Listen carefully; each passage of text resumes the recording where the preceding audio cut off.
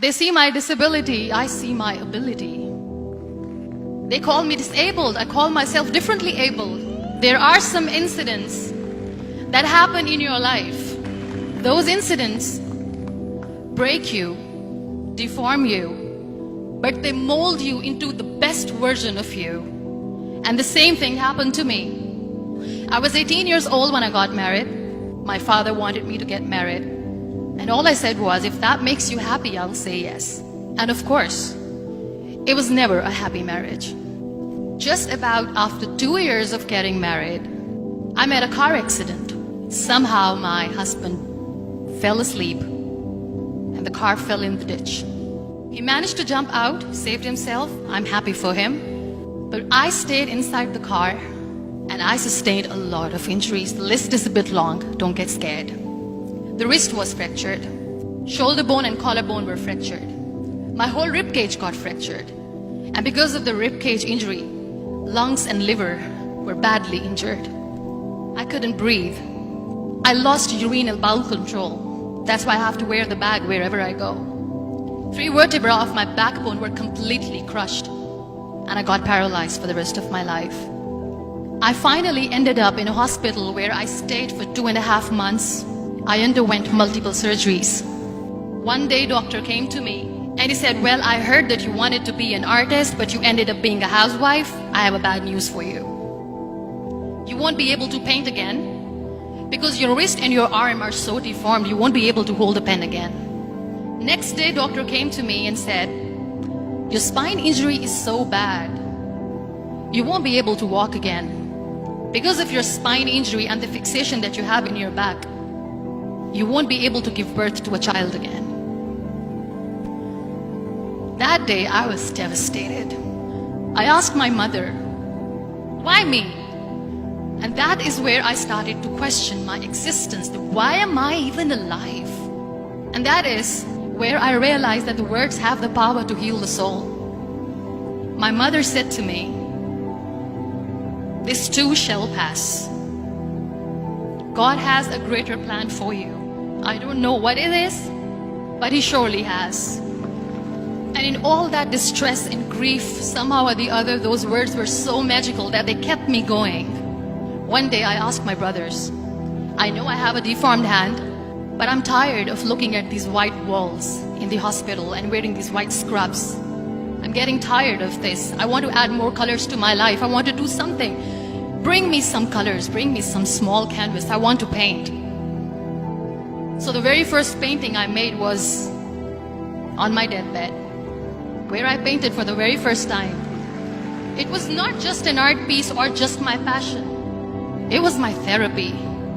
And then I was discharged and I went back home. And I went back home and I realized that I have developed a lot of pressure ulcers on my back and on my hip bone. I was unable to sit.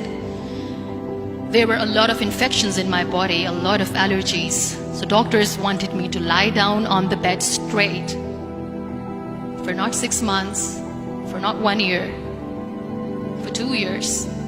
I was bedridden, confined in that one room, looking outside the window, listening to the birds chirping, and thinking maybe there will be a time when we'll be going out with the family and enjoying the nature.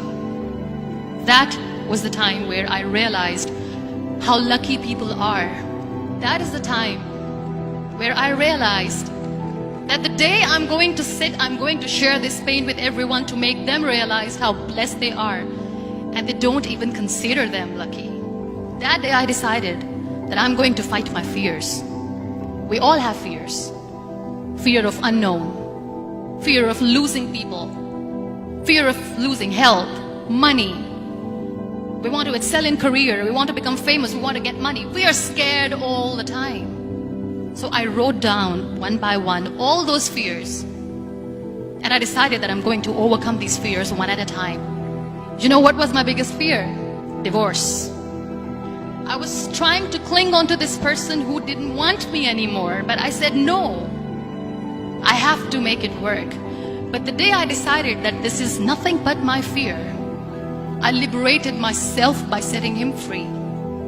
And I made myself emotionally so strong that the day I got the news that he's getting married, I sent him a text that I'm so happy for you and I wish you all the best. And he knows that I pray for him today. Number 2 was, I won't be able to be a mother again. And that was quite devastating for me.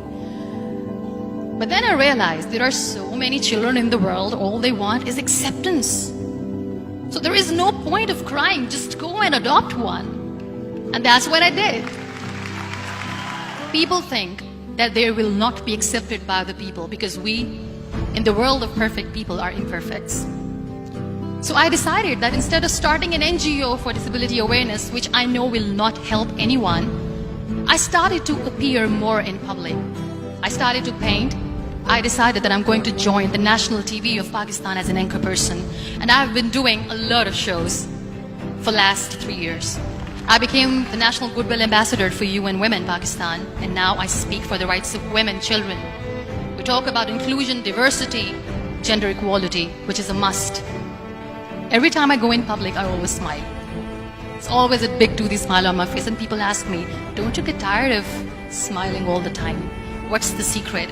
I always say one thing, that I have stopped worrying about the things that I have lost, the people that I have lost. Things and people who were meant to be with me are with me. And sometimes, somebody's absence makes you a better person. Cherish their absence.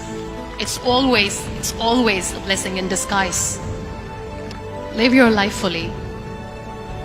Accept yourself the way you are. Be kind to yourself. Be kind to yourself. I'll repeat, be kind to yourself, and only then you can be kind to others. Love yourself and spread that love.